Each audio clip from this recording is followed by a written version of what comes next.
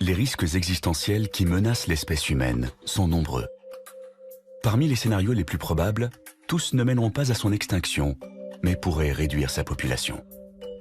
D'autres ont moins de chances de se produire, mais ils pourraient anéantir l'humanité tout entière.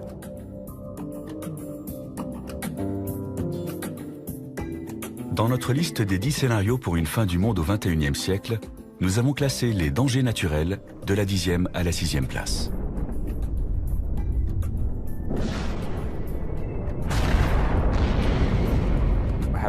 Nous avons survécu aux chutes d'astéroïdes et aux changements climatiques.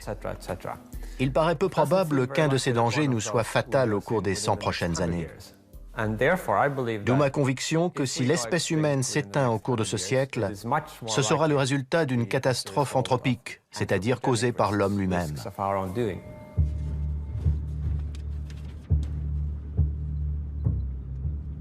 De loin, Pripyat ressemble à n'importe quelle ville en béton construite en Ukraine dans les années 1970. Mais dès qu'on s'approche, le tableau change.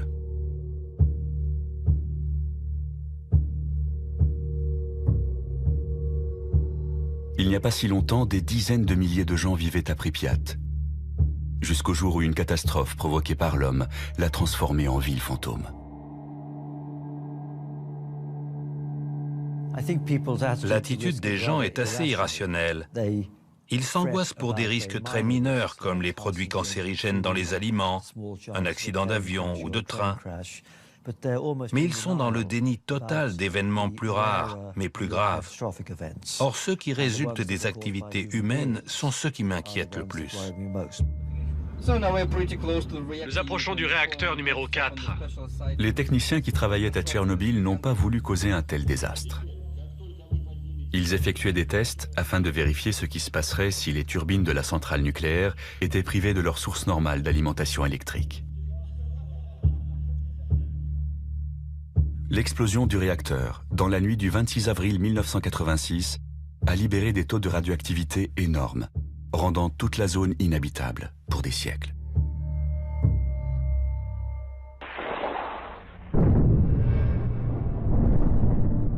Se pose alors la question, serions-nous capables de provoquer un accident encore plus grave?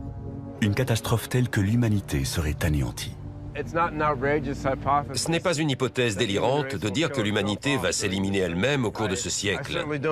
Je ne le souhaite pas, mais je prends en compte objectivement la puissance des technologies mises au point et le manque de fiabilité des hommes qui les conçoivent et les utilisent. Il y a une probabilité réelle pour que l'histoire de l'humanité prenne fin au cours de ce siècle. La seconde moitié de notre liste des scénarios de fin du monde recense ce qui pourrait résulter d'actions humaines.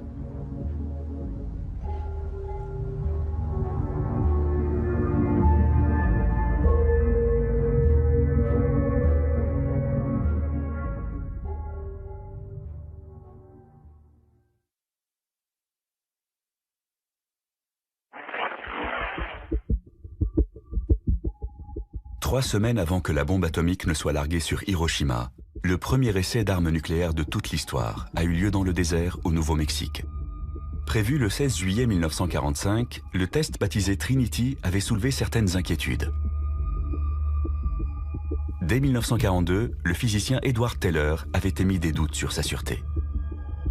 D'après lui, en théorie, une bombe atomique pouvait déclencher une réaction en chaîne susceptible d'enflammer l'atmosphère autour de la planète.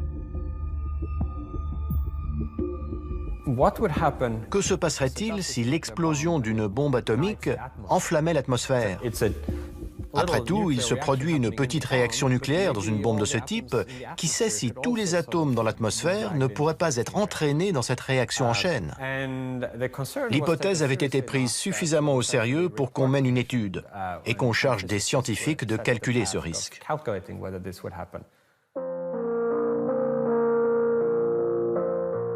Aujourd'hui, les spécialistes savent dans quelles conditions un tel scénario pourrait se réaliser. Mais en 1945, les conséquences physiques de l'essai étaient mal connues et on ne pouvait pas écarter cette éventualité. Malgré tout, l'expérience a été réalisée.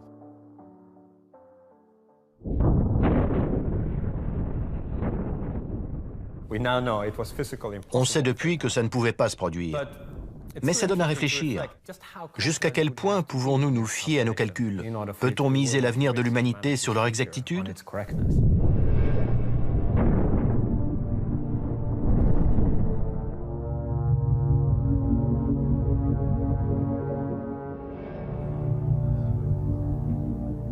De nos jours, les scientifiques mènent d'autres expériences dans le domaine de la physique.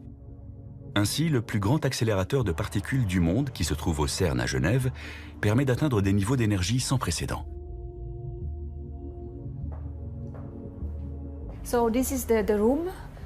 C'est dans cette pièce que nous enregistrons les données utiles obtenues par la collision des deux faisceaux du LHC. Le LHC est un anneau de 27 km, formé d'aimants supraconducteurs qui accélèrent en sens inverse deux faisceaux de protons à une vitesse proche de celle de la lumière.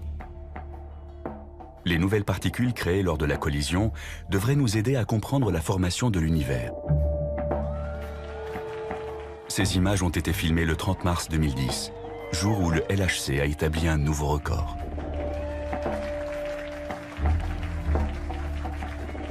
Pour la première fois, les deux faisceaux ont été accélérés à une énergie de 3,5 TeV par faisceau. On a vu sur les détecteurs les jets de particules produits lors de cette collision sans précédent. C'est ce qui a marqué le début d'une ère nouvelle dans la physique des particules et l'exploration d'un territoire encore inconnu. Pourtant, certains pensent que les expérimentations menées à Genève vont provoquer la fin du monde. Le progrès accompli par le grand collisionneur de Hadron a un intérêt immense dans le domaine de la physique des particules et de la physique théorique. Mais on aimerait aussi être sûr que les risques ont été bien évalués avant qu'on continue. Analyste en risque, Rick Wagner a soutenu une plainte déposée par deux personnes privées contre le CERN. Une issue fâcheuse signifierait la perte de notre planète. Un certain nombre de gens estiment donc de leur devoir de citoyen vis-à-vis de la Terre et de l'humanité de faire stopper les choses jusqu'à ce qu'une évaluation soit menée à bien. Un professeur allemand a lui aussi déposé une plainte contre le CERN. Les physiciens devraient faire le maximum pour trouver le point faible de leur théorie. Je suis simplement de ceux qui leur disent « faites attention ». Otto Rössler affirme que les chercheurs du CERN ont pris un risque ce fameux jour de mars 2010. L'énergie de ces collisions a été multipliée par 4 cette année, contre mes recommandations. Si elle atteint les niveaux prévus, d'après mes calculs, il y a un risque de 8% pour que la Terre, comment dire, rétrécisse, jusqu'à ne plus faire que 2 cm de diamètre dans quelques années.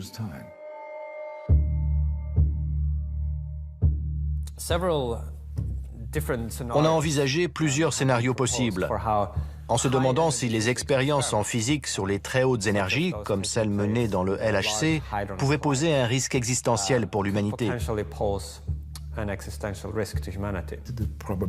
Il y a un risque que ça crée un trou noir à l'intérieur de la Terre. Otto Rössler est un spécialiste reconnu de la théorie du chaos. D'après ses calculs, la collision des particules pourrait entraîner la formation de trous noirs microscopiques. Dans le domaine de la théorie des trous noirs, on a encore des choses à apprendre. Je crois que mon groupe de chercheurs a fait une découverte à ce sujet. De minuscules trous noirs pourraient se former lors de collisions à très haute énergie. Jusqu'à présent, l'accélérateur fonctionne à un niveau d'énergie qu'Otto Rössler considère comme acceptable. Mais cela devrait bientôt changer. On progresse à pas de géant. Notre objectif est de multiplier l'intensité des deux faisceaux par 2 ou 3, afin de produire un plus grand nombre de collisions. C'est bien ce qui m'inquiète justement, parce que d'après mes résultats, il y a une probabilité non nulle pour que ça provoque une catastrophe. Les trous noirs sont des objets de l'espace dont le champ gravitationnel est si puissant que même la lumière ne peut s'en échapper. D'après les spécialistes, le centre des galaxies est occupé par des trous noirs massifs. et les étoiles massives s'effondrent pour former des trous noirs de taille moyenne lorsque leur carburant est épuisé. Mais en théorie, il pourrait exister des trous noirs infiniment petits. Si c'est le cas, les expériences menées à Genève pourraient en créer un. Fabiola Gianotti le reconnaît, c'est justement un des buts des chercheurs. La création de micro-trous noirs serait une découverte très importante. On y tient beaucoup. On pourrait produire ces particules à condition qu'il existe des dimensions spatiales supplémentaires, des dimensions microscopiques. Dans ce cas, la fabrication de micro-trous noirs serait possible, mais comme ils s'évaporeraient instantanément, ça n'engendrerait aucun risque. Pour Otto Rössler, au contraire, ces trous noirs artificiels posséderaient des propriétés différentes de ceux qu'on trouve dans l'espace. Le résultat de mes calculs montre qu'ils ne disparaîtront pas. S'ils sont assez lents pour rester à l'intérieur de la Terre, ils finiront par la dévorer de l'intérieur. Reste à savoir combien de temps cela prendra. Si l'on en croit le scénario d'Otto Rössler, un trou noir artificiel traverserait le champ magnétique de confinement de l'accélérateur de particules. Sous l'effet de la gravité, le trou noir serait attiré au centre de la Terre, où il grossirait en absorbant les atomes autour de lui, d'abord lentement, puis de plus en plus vite. Il aurait les caractéristiques d'un quasar. Il produirait 2 jets d'énergie dans 2 directions opposées qui finiraient par fuser de la Terre. C'est là qu'on se rendrait compte de la présence de cette machine qui finirait par avaler la Terre de l'intérieur plus ou moins rapidement.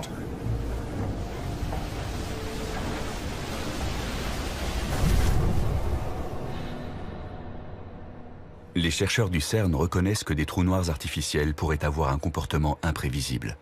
Mais ils ne pensent pas que cela présente le moindre danger. C'est vrai, on ne sait pas ce qui se passera. Mais la nature fait la même chose que nous depuis 4,5 milliards d'années. Alors même si on ignore ce qu'on réussira à produire, ce n'est pas dangereux. Le risque que les expériences menées au CERN finissent par détruire l'humanité est très probablement nul. Pour l'instant, aucun physicien éminent ne partage les inquiétudes d'Otto Rössler au sujet des micro-trous noirs artificiels. Mais on ignore ce que les scientifiques construiront à l'avenir dans l'espoir de dompter les forces de la nature. Si on considère les expériences physiques qu'on n'a pas encore imaginées, le risque est faible, mais nettement plus important que celui présenté par un astéroïde ou une super-éruption. Une crise politique sans précédent pourrait conduire à un nouveau test Trinity, et la perspective de fabriquer des armes puissantes pourrait amener les gouvernements et les chercheurs à négliger les questions de sécurité. Comme c'était la guerre et que les avantages potentiels étaient immenses, ils ont procédé à l'essai. Ils ont eu de la chance. Mais quand on joue à la roulette russe, on n'a pas toujours de la chance. Sur notre liste des 10 dangers existentiels possibles, les expérimentations risquées occupent la 5e place.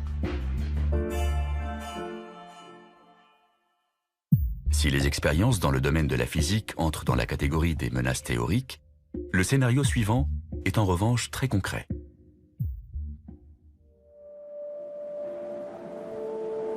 C'est l'été en Antarctique, en ce mois de janvier 1909. Il fait moins 50 degrés et l'explorateur Ernest Shackleton, qui tentait de rejoindre le pôle Sud, a été contraint à l'abandon. Sur le chemin du retour, il découvre quelque chose qui va transformer à jamais notre perception du continent de glace. Un morceau de bois fossilisé, mais aussi un fragment de grès qui porte l'empreinte d'une plante. Il n'y a qu'une seule explication possible à la présence de ces 2 éléments. Il fut un temps où cet environnement aujourd'hui désertique était couvert d'une forêt vierge.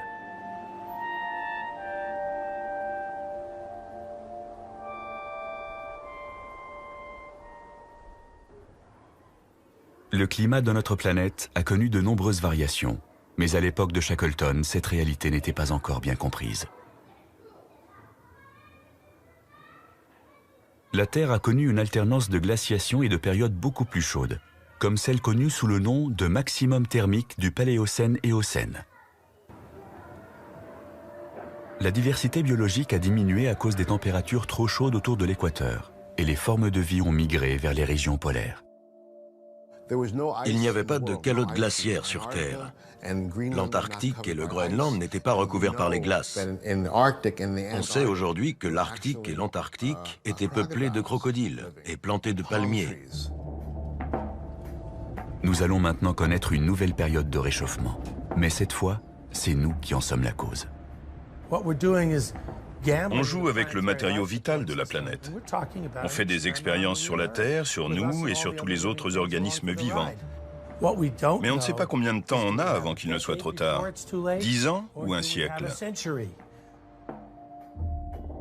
Tous les signes du réchauffement climatique sont là.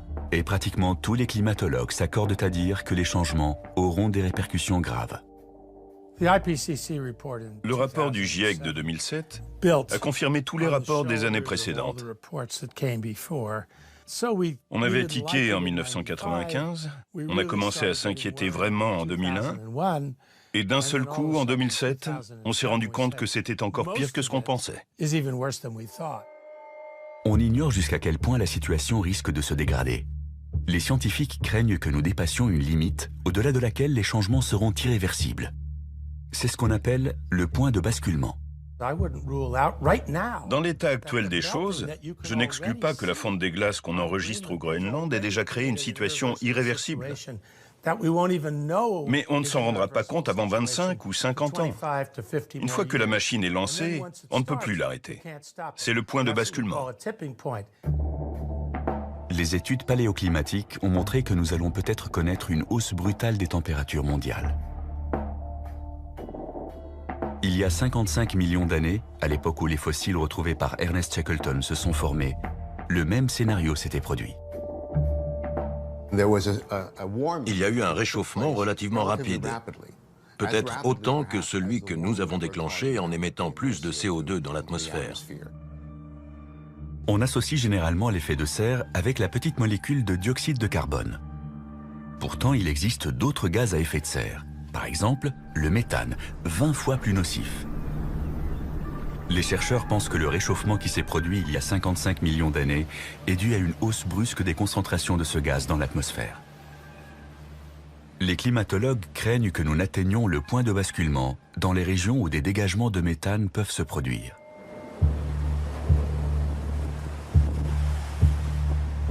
Les plus grandes réserves de méthane naturel se trouvent dans le sous-sol de la toundra sibérienne et le pergélisol sous-marin de la mer de Sibérie orientale. C'est également cette zone qui connaît actuellement l'augmentation de température la plus notable. L'association des deux n'augure rien de bon. Depuis le début du XXIe siècle, le printemps et l'été ont été plus chauds là-bas de 4 degrés par rapport à la moyenne relevée pour les années 1970 à 1999. C'est énorme dans cette région où le pergélisol est aussi étendu. Le pergélisol sous-marin contient de grandes quantités de méthane, un gaz à effet de serre très puissant. D'après les estimations, il y en a tellement dans cette région côtière immense qu'il suffirait qu'1% seulement soit libéré dans l'atmosphère pour accélérer le processus de réchauffement.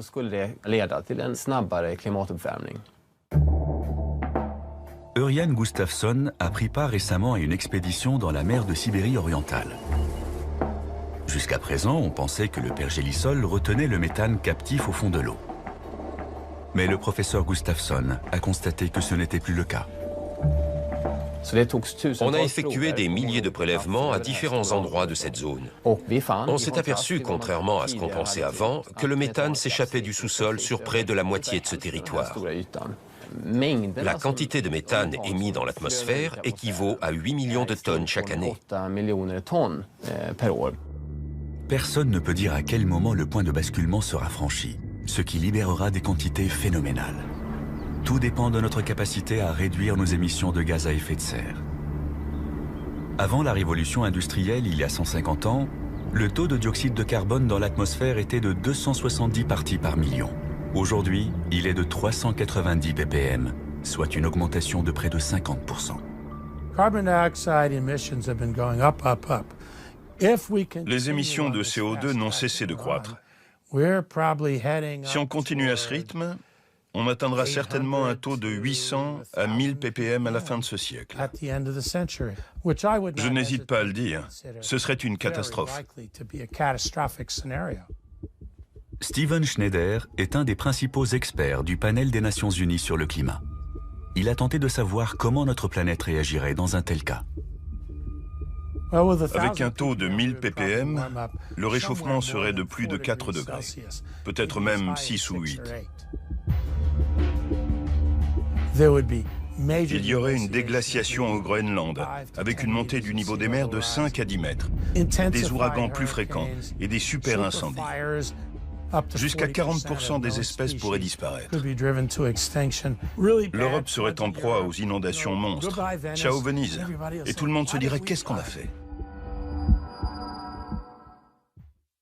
Mais ce réchauffement rendrait-il la planète inhabitable, au point de provoquer la disparition de l'espèce humaine? Je fais partie des moins pessimistes. Certains collègues pensent qu'en effet, ce scénario catastrophe entraînerait l'extinction de l'humanité. Selon eux, le réchauffement déclencherait la libération de tout le méthane contenu dans la toundra et sous la mer. Au lieu d'être de 1000 ppm, le taux de ce gaz atteindrait le double. Confrontés à une crise grave, nous serons peut-être forcés de recourir à des mesures extrêmes. L'idée serait de modifier volontairement le climat de la Terre.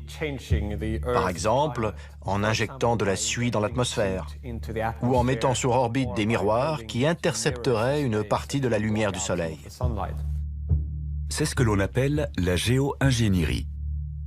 Cela consiste à mettre en œuvre des techniques qui empêcheraient la planète de se réchauffer. Une sorte de solution de repli au cas où nous serions incapables de réduire nos émissions de CO2. Mais beaucoup de spécialistes redoutent que ça ne fasse qu'empirer les choses. Les projets de la géo-ingénierie ne sont pas sans danger. On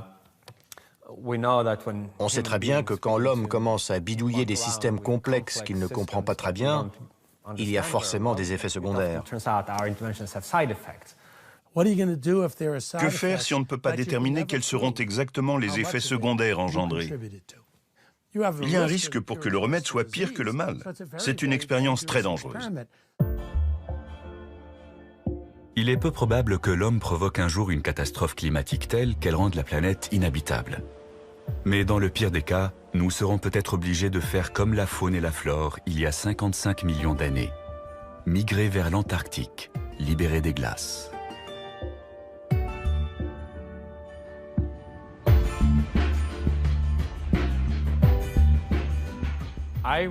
Je dirais que le risque est plus élevé que tous ceux que nous avons examinés précédemment. L'impact d'un astéroïde, l'éruption d'un supervolcan, voire les expérimentations risquées. C'est pourquoi la menace d'une catastrophe climatique est classée 4e sur notre liste.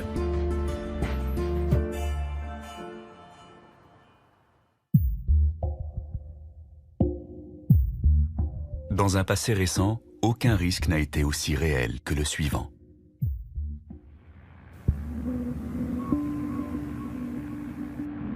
Octobre 1961. Un bombardier Tupolev fait route vers l'océan Arctique. Le commandant Andrei Donovtsev a été chargé de procéder à un essai nucléaire qui restera dans les annales. Il doit larguer la Tsar Bomba, la bombe la plus puissante jamais mise au point de l'histoire de l'humanité. « 50 mégatonnes, l'équivalent de 3000 fois celle d'Hiroshima.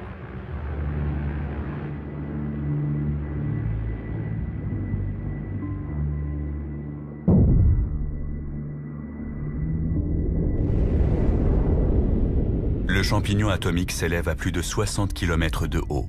Et l'onde de choc fait 3 fois le tour de la planète avant de ne plus être perceptible.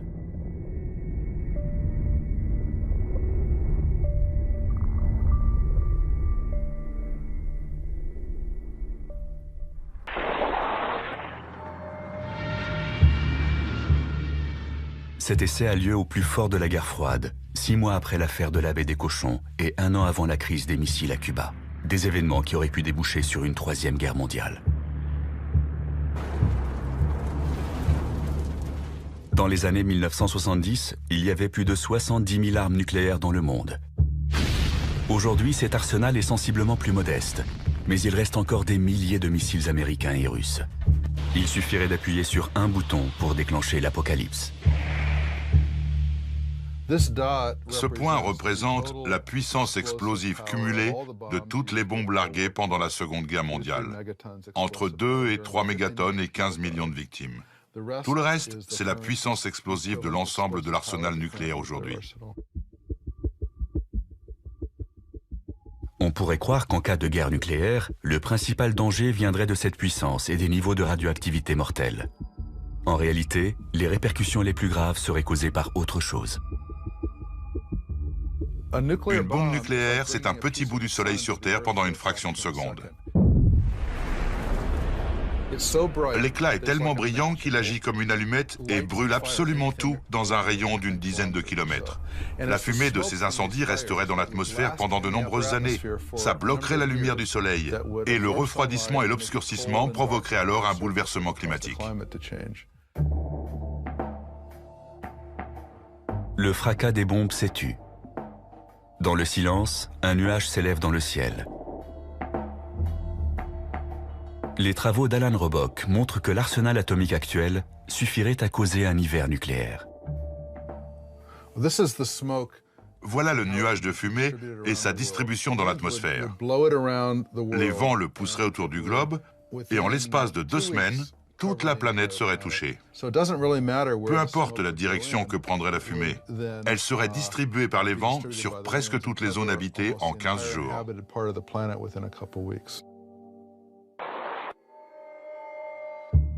D'après cette simulation, les températures resteraient négatives même pendant les mois d'été. Ça, c'est le premier été après la formation du nuage, le deuxième et le troisième. Pendant tout ce temps, les températures seraient négatives. On aurait un vrai hiver nucléaire. L'agriculture serait stoppée, il ferait froid, sec, et il n'y aurait pas de lumière, et la majeure partie de la population mondiale mourrait de faim.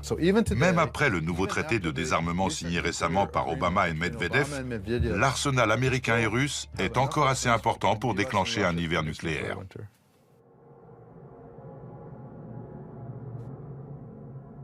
La guerre froide a pris fin au début des années 1990 et la situation politique est nettement moins tendue. Mais on ne peut pas pour autant écarter l'éventualité d'un nouveau conflit. Il ne faut pas se faire d'illusions. Ce n'est pas parce que la guerre froide s'est terminée sans incident nucléaire que nous sommes à l'abri de ce danger.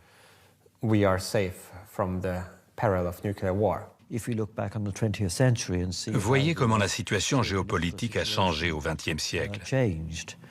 2 guerres mondiales, l'essor puis la chute de l'Union soviétique. Personne ne peut prédire quelle sera la situation dans la seconde moitié du XXIe siècle.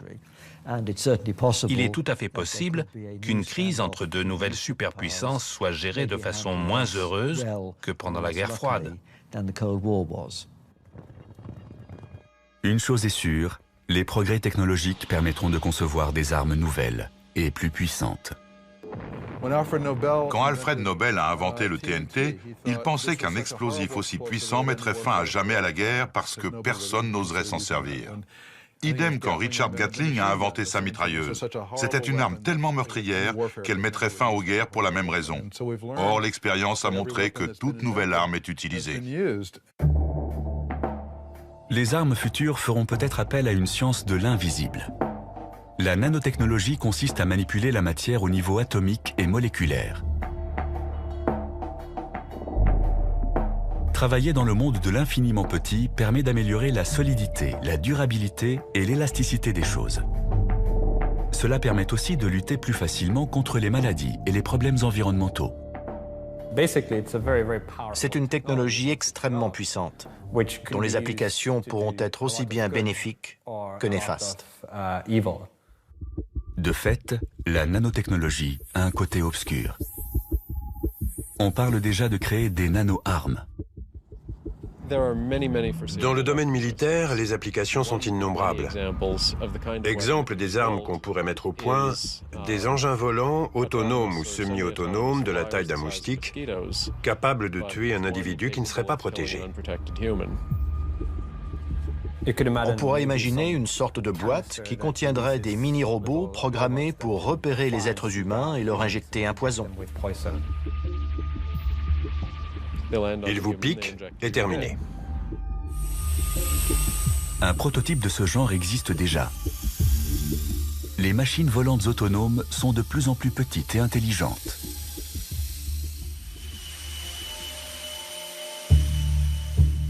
Les pires scénarios sont envisageables. On peut aussi imaginer des machines microscopiques qui se comporteraient comme des bactéries. Elles détruiraient toutes les ressources naturelles et proliféreraient de manière incontrôlée. Une armada de machines microscopiques pourrait ravager un territoire ennemi en dévastant tout sur son passage. Pour l'instant, tout cela est purement théorique. Mais jusqu'à quand?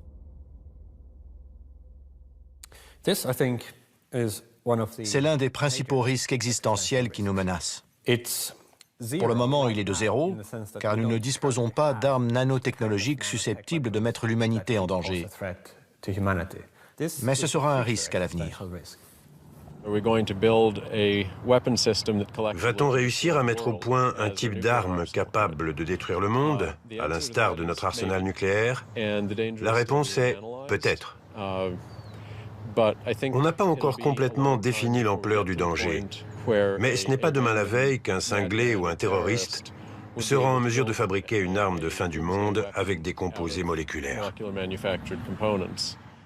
La Première Guerre mondiale a été une guerre chimique. Le gaz lacrymogène, le gaz moutarde et le gaz chloré ont été utilisés massivement sur les champs de bataille en Europe. La Seconde Guerre mondiale a été celle de la bombe atomique. Quelles seront les armes de la Troisième Guerre mondiale? La question reste ouverte. Einstein a dit un jour « Je ne sais pas quelles armes seront utilisées pendant la Troisième Guerre mondiale, mais la quatrième se réglera à coups de pierre et de bâton. » C'est une catégorie qui englobe des risques spécifiques et différents. Armes nucléaires, armes nanotechnologiques, armes qui n'ont pas encore été inventées. Et de fait, la probabilité qu'une guerre déclenche une catastrophe existentielle est assez élevée.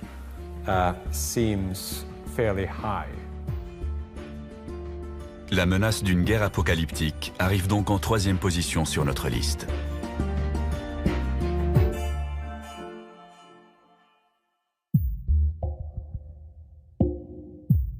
La deuxième place est occupée par un danger qui relève encore du domaine de la science-fiction.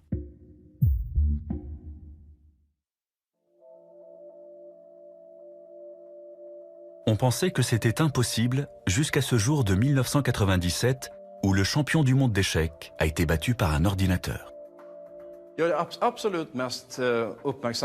La partie qui a été la plus suivie de l'histoire a été la deuxième du match entre Garry Kasparov et Deep Blue, le 4 mai 1997 à New York. C'est celle qui a été la plus serrée. Au cours de cette deuxième partie, le superordinateur Deep Blue joue un coup qui prend le champion totalement au dépourvu. Pour répliquer, celui-ci prépare alors un piège, certain que l'ordinateur va tomber dedans. Kasparov a utilisé cette variante pour obliger l'ordinateur à prendre son pion. Après avoir étudié le jeu, il s'était dit « Je vais lui proposer un petit œuf de Pâques, il sera content ». Mais la machine ne se comporte pas comme ses adversaires habituels. Après 2 minutes de calcul, Deep Blue joue un coup qui va causer la perte du champion. Au 37e coup, l'ordinateur refuse. « Non merci, je n'ai pas faim pour l'instant, je le garde pour plus tard ». Il n'a pas l'intention de manger rapidement toutes les pièces de son adversaire. Au lieu de ça, il opte pour une stratégie à long terme. Le coup 37 est complètement inattendu. Plus tard, Kasparov dira que la machine semblait avoir fait preuve d'intelligence humaine.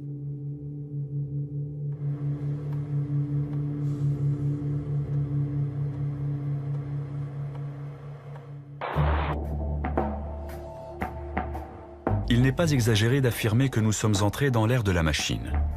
Il nous serait impossible de revenir à un monde sans ordinateur ni automatisation.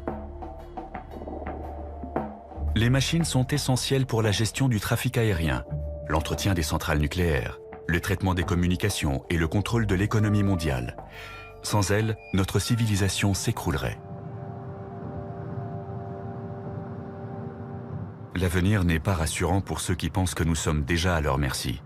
Elles vont devenir omniprésentes et seront de plus en plus perfectionnées.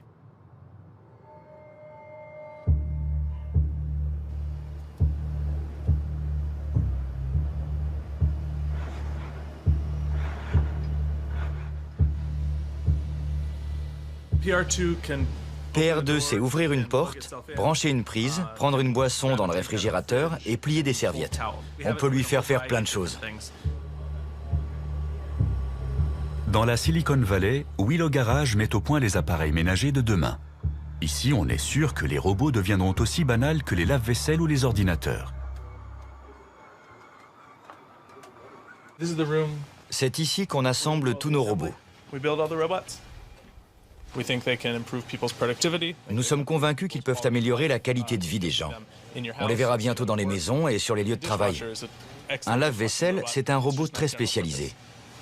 Imaginez un robot polyvalent qui lave la vaisselle, mais aussi la range ou la sort du placard. Tout d'un coup, ça devient beaucoup plus intéressant. Mais les machines pourraient-elles devenir perfectionnées et autonomes, au point de représenter une menace pour l'humanité? Pourrait-elle un jour se retourner contre nous, comme on le voit dans les romans et les films de science-fiction? Aujourd'hui, les robots en sont encore au premier balbutiement.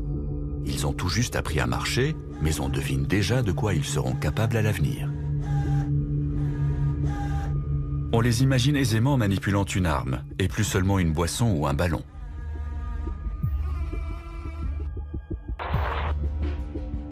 Il y a longtemps que l'armée utilise des véhicules aériens non pilotés, mais on voit aussi apparaître des robots terrestres sur les champs de bataille. Devant la banalisation des robots militaires, il a même fallu organiser des conférences afin d'évoquer les problèmes éthiques liés à leur utilisation en temps de guerre. Les gens ne se rendent pas compte qu'il y en a autant. On en avait très peu en 2001, mais aujourd'hui, il y en a quelques 7000 déployés en Afghanistan et en Irak. Certains sont utilisés pour la surveillance et la manipulation d'engins explosifs. Là-dessus, rien à dire.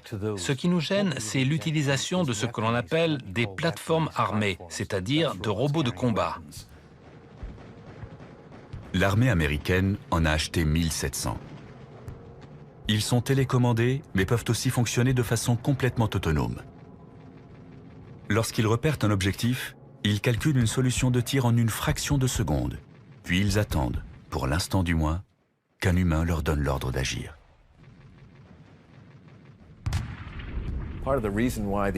Ces systèmes sont autonomes parce que le rythme de la guerre a changé. Les hommes n'ont plus toujours le temps de se concerter avant d'attaquer un objectif. C'est une question très grave. Quel degré d'autonomie allons-nous accorder à ces systèmes pour prendre la décision de tirer ou pas?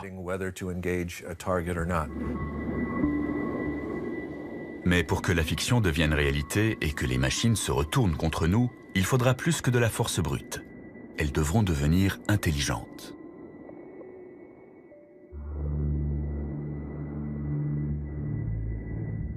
La communauté scientifique est divisée sur la question. Est-il possible de créer une intelligence artificielle, ou IA? Ben Goertzel est convaincu que les machines vont non seulement atteindre notre niveau, mais nous dépasser.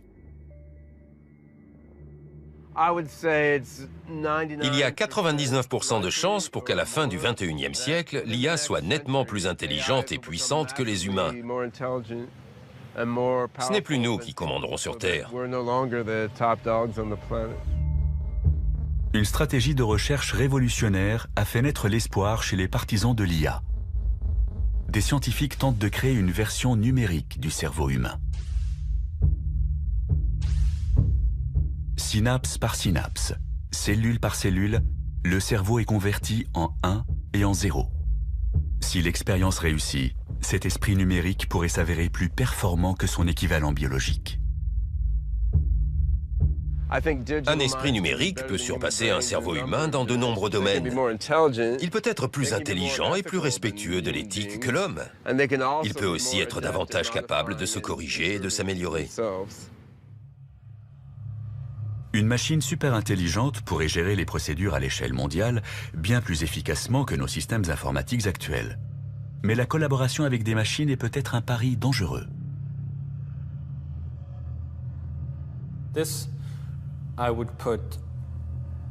C'est un risque que je classerais tout en haut ou presque de la liste des dangers existentiels.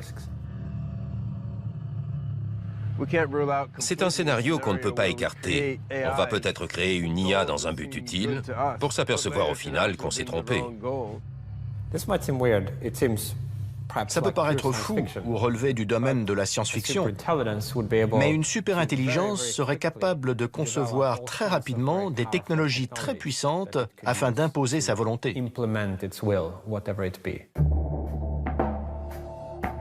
Il y a un risque pour qu'un esprit numérique se retourne contre nous sans que nous soyons assurés de pouvoir l'arrêter à temps.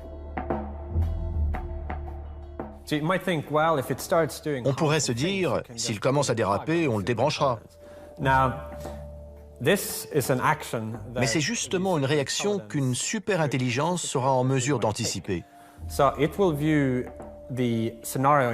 Elle considérera ce scénario comme une manière de l'empêcher d'atteindre son objectif et fera ce qu'il faut pour l'éviter.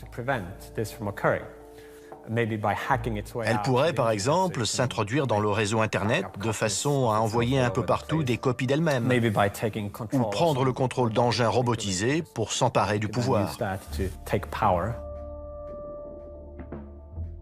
Au cas où nous ne serions pas d'accord avec son objectif, l'IA pourrait se servir des robots du futur pour nous empêcher d'appuyer sur le bouton arrêt.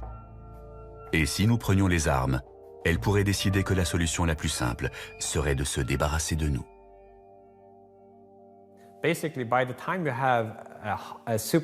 jour où on sera confronté à une super-intelligence hostile ou indifférente à notre bien-être, on aura déjà perdu. C'est une certitude. C'est pour ça que la première qu'on fabriquera devra être une super-intelligence amicale. Comme avec toutes les autres catastrophes existentielles, on n'aura pas droit à un deuxième essai.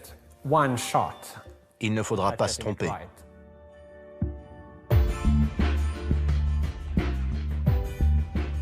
La menace que représentent des machines super intelligentes est en deuxième position sur notre liste de scénarios catastrophes.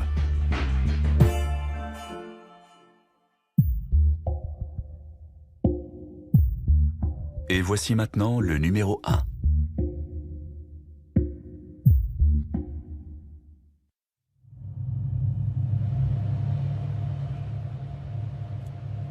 C'est un vendredi comme les autres en ce mois de mars 1979. Mais à la fin de la journée, le personnel du complexe militaire 19 à Sverdlovsk en Union soviétique va provoquer un accident catastrophique. Il y a toujours eu des accidents. Celui de Sverdlovsk en 1979 est le plus connu. Un technicien de maintenance a retiré le filtre d'un conduit d'aération. Il l'a dûment noté dans le registre, mais l'information échappe aux membres de l'équipe suivante. En l'absence de filtre, des spores de la maladie du charbon se dispersent dans le bâtiment. Le chiffre officiel a été de 80 morts. En réalité, on soupçonne que l'accident a fait 300 victimes. Les ouvriers de l'usine de céramique qui se trouve juste en face sont les plus touchés. La plupart de ceux qui travaillaient ce jour-là décèdent en l'espace d'une semaine. Rétrospectivement, on a appelé cet accident le Tchernobyl biologique.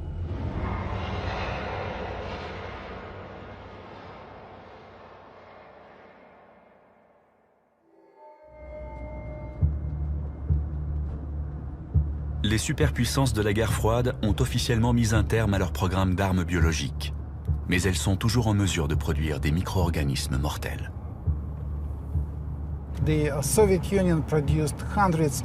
L'Union soviétique a fabriqué des centaines de tonnes d'armes biologiques, croyez-moi. De quoi tuer toute la population mondiale. En se fondant sur cet exemple, on peut penser qu'un pays doté de ressources modérées serait capable de produire une quantité importante d'armes de ce type. Entre 1976 et 1986, cet homme était responsable du laboratoire secret soviétique Vektor à Novosibirsk. On a tenté de modifier des virus en introduisant des fragments synthétiques d'ADN dans leurs matériaux génétiques.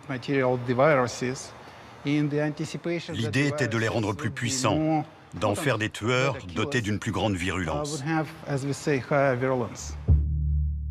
Le laboratoire de Sergueï Popov a mis au point une nouvelle souche de la peste qui résiste aux 10 antibiotiques les plus utilisés, ainsi qu'un virus de la variole particulièrement ravageur.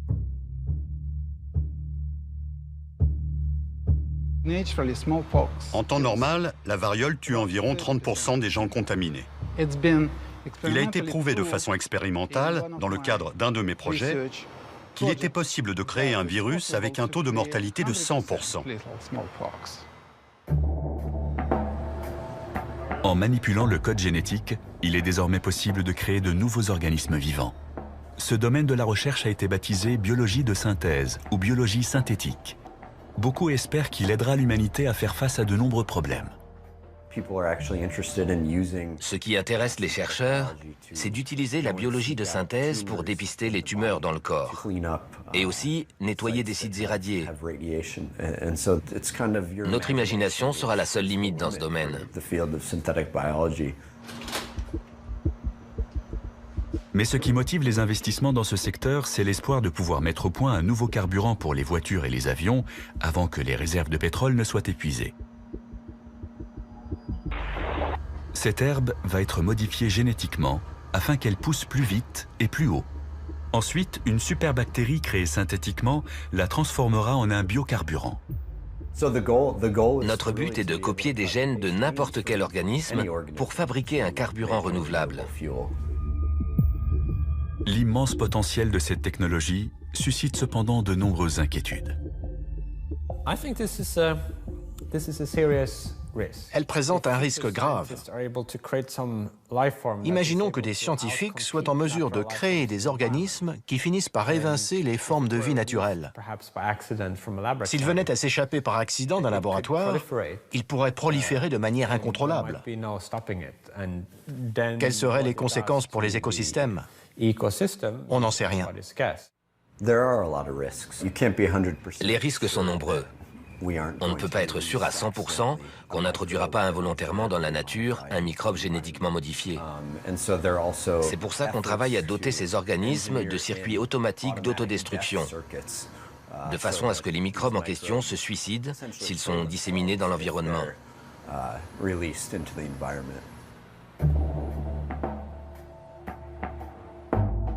Ce que beaucoup redoutent le plus, ce n'est pas l'éventualité d'un accident, mais une destruction provoquée volontairement. Ces deux hommes ont déclenché une vive polémique en fabriquant un virus dangereux grâce aux techniques de biologie de synthèse. Eckhard Wimmer et Geronimo Cello ont trouvé le génome du virus de la poliomyélite sur Internet. Puis ils ont commandé et reçu par courrier les séquences ADN nécessaires à sa fabrication. Avec du matériel standard de laboratoire, ils sont ensuite parvenus à recréer ce virus mortel. Ça veut dire que si on y arrive avec un petit virus comme celui de la polio, on pourrait aussi le faire un jour avec celui de la variole. L'intention de ces virologistes n'était pas de propager la polio, mais de montrer combien il était facile de fabriquer un virus. Beaucoup de gens ont été atterrés. À l'époque, le grand public s'était ému à l'idée que ça puisse être mal employé et que Ben Laden dispose d'une recette qui lui permette d'anéantir la population des États-Unis. Eckhard Wimmer et ses collègues ont synthétisé le virus de la polio uniquement pour montrer que c'était possible. Cette technologie deviendra bientôt très accessible, alors on s'inquiète à l'idée que certains en fassent un mauvais usage. Les technologies sont de plus en plus puissantes, en particulier les machines qui permettent de synthétiser l'ADN. Bientôt, ces techniques seront accessibles à tous ceux qui voudront se les procurer d'occasion sur eBay pour quelques milliers de dollars. À moins qu'on se décide à faire quelque chose, dans 10, 15 ou 20 ans, n'importe qui pourra fabriquer sa propre version du virus de la variole ou du virus Ebola. Sergueï Popov est convaincu que nous serons confrontés à des formes de vie artificielle encore plus menaçantes.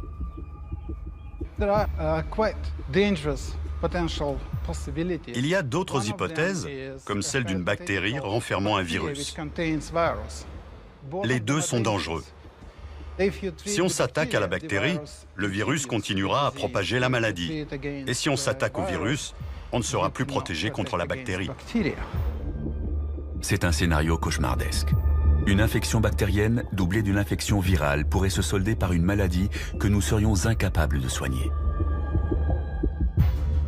Les particules en suspension dans l'air sont le mode le plus efficace de transmission d'un agent pathogène. La victime inhale de fines gouttelettes de fluide, et il ne faut qu'une quantité infime pour contaminer un individu. Une attaque biologique pourrait être lancée dans un endroit comme celui-ci. Une rame de métro fonctionne comme une pompe dans un tube. Si on répand une bonne quantité d'agents pathogènes au-dessus des voies, le déplacement des rames les fera se propager le long des tunnels. Ce serait suffisant pour contaminer beaucoup de monde.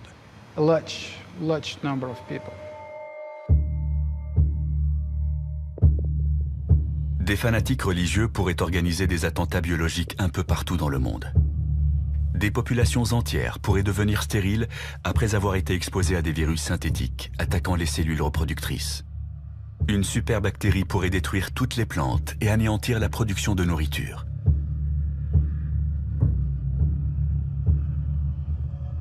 Comme on peut le voir, les scénarios catastrophes dans ce domaine, accidentels ou non, ne manquent pas.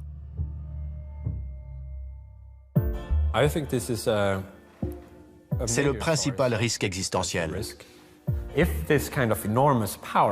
Si un tel pouvoir devait devenir accessible à tout le monde, il est évident que certains voudront l'utiliser à des fins de destruction. Les méchants pourraient être n'importe qui. Un État voyou, un groupe terroriste sophistiqué, ou juste un scientifique mal luné. Ce serait difficile à mettre sur pied, mais très franchement, on sait le faire. Au XXIe siècle, la biologie de synthèse apparaît comme la plus grande menace contre l'humanité. Elle arrive donc en tête de nos 10 scénarios de fin du monde.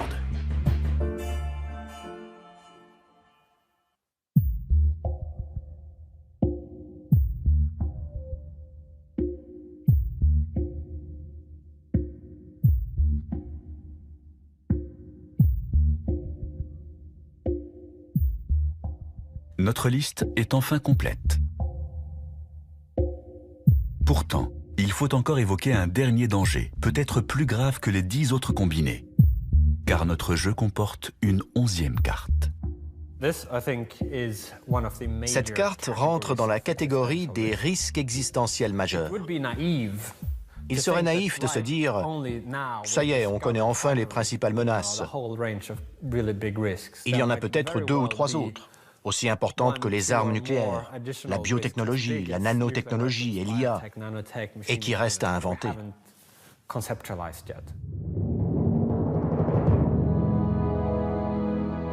Le sort de Pripyat nous donne un aperçu de ce que serait l'avenir dans un monde où les hommes auraient disparu.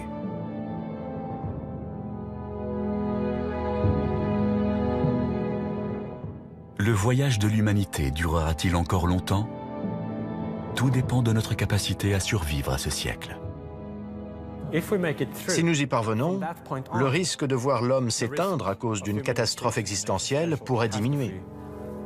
À partir de là, l'espèce humaine pourrait espérer une certaine longévité et son avenir pourrait éclipser son passé.